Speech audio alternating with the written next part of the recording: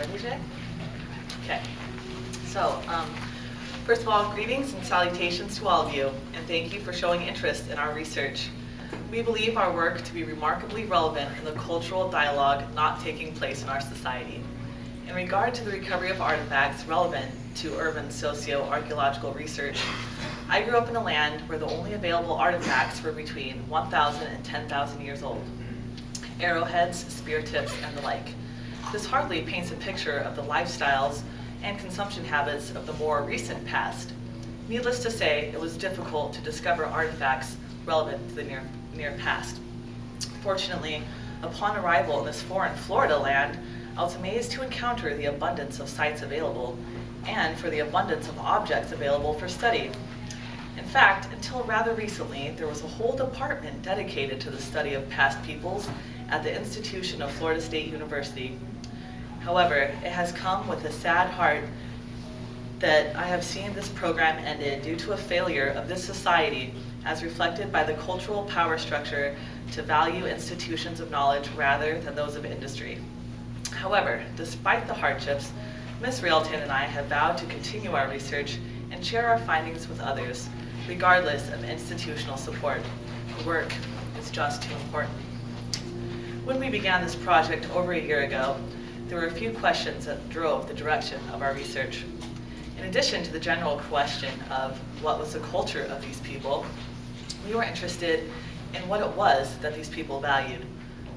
What were their habits? Who were these people? Where did the people gather? And how were these spaces utilized? We began by considering the habits of the current populace in hopes that their behaviors would contain some remnants of those who preceded them. Where to begin? What is the town center? Where do people make exchanges?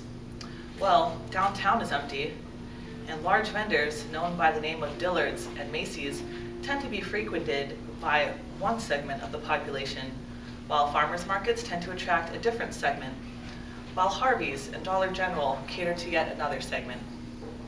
But everyone shops at the Wal-Mart. When you need underwear, onions, and a ratchet set at 2 in the morning, where do you go? To the Wal-Mart. We determined that we begin by conducting site surveys at 5 local locations and to analyze our findings. Who were these people? Did they drive Chevy trucks, Lincoln town cars, Corvettes? Yes, they did. People with luxury vehicles, off-road vehicles, and vehicles older than every Walmart in town visited the sites. Everyone shops at Walmart, even those who believe differently have been known to frequent the Walmart on occasion. During our digs, we encountered people from a variety of different walks of life.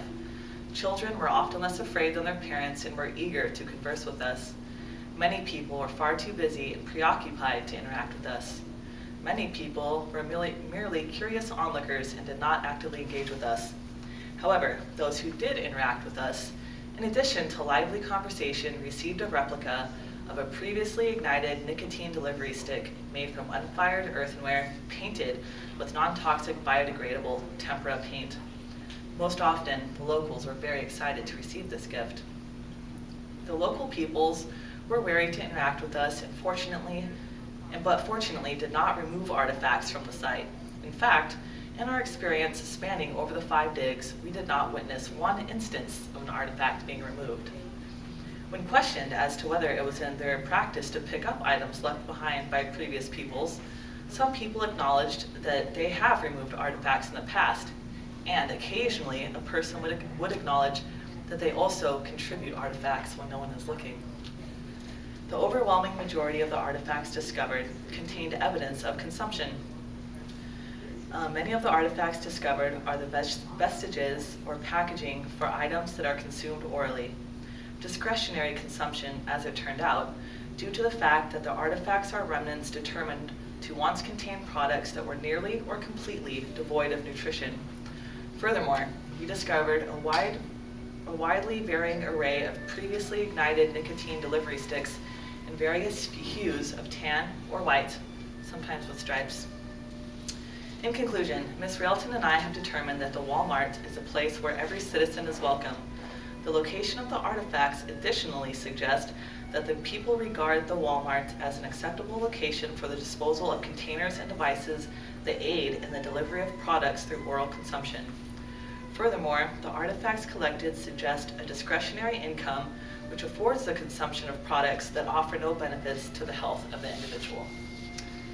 Those are our conclusions, and for more detailed information about our sites and the particular artifacts that were discovered, you can refer to the pie charts and graphs and additional information throughout the space. Thank you for your time.